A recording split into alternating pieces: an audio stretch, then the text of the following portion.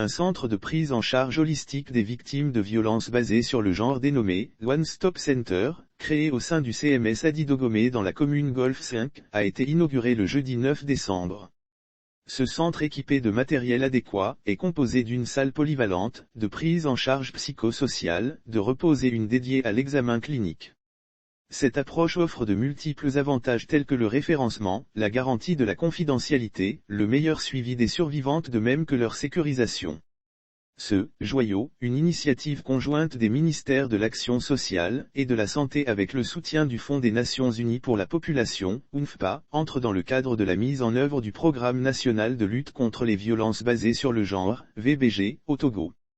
Il est donc une réponse innovante et adéquate à la problématique de la prise en charge holistique des victimes de VBG, à travers des services intégrés et gratuits.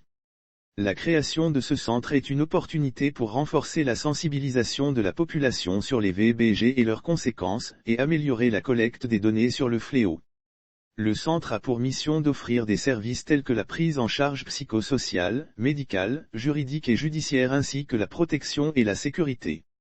La cérémonie de lancement a été marquée par les allocutions, une projection de film d'une fille victime de mariage forcé dans la préfecture du Hao et la visite guidée des installations par les autorités. La ministre de l'Action sociale, de la promotion de la femme et de l'alphabétisation, Adjovi Lolonio Apedouanakoma, a indiqué que l'inauguration de ce centre marque l'achèvement de 16 jours d'activisme contre les violences faites aux femmes.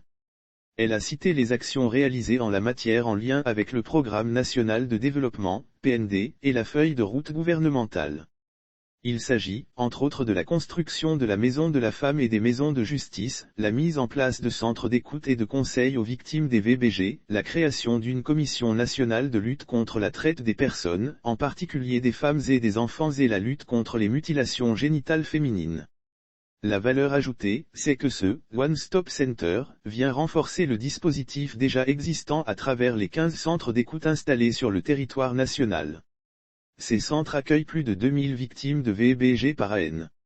Dans le souci de rapprocher davantage ces structures des communautés, le gouvernement compte rendre opérationnels 10 autres centres d'écoute dès l'année 2022, a précisé Madame Apedouanakoma.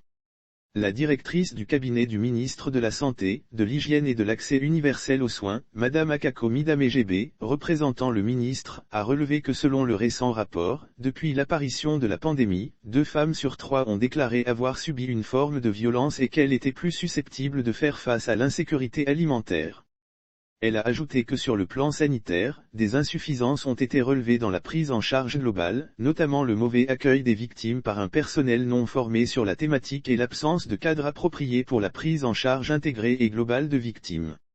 La représentante résidente de l'UNFPA au Togo, Josiane Yagibou, évoquant les chiffres, a laissé entendre que selon les Nations Unies une femme sur 3 dans le monde a subi des violences physiques ou sexuelles, du simple fait d'être une femme.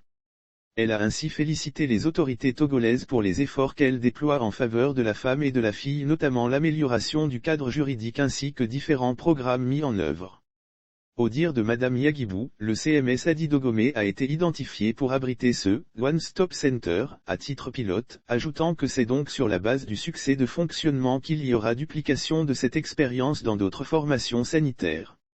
Elle a réitéré l'engagement et le soutien de l'UNFPA à toutes les initiatives du gouvernement dans la sauvegarde de la dignité de la femme et de la fille au Togo. La cérémonie inaugurale a connu la participation d'autres personnalités, notamment le préfet du Golfe, Kossi Atabu et le maire du Golfe 5, Kossi Aboka. Étaient également présents, le représentant du ministre en charge de la sécurité, des partenaires techniques et financiers et des chefs traditionnels.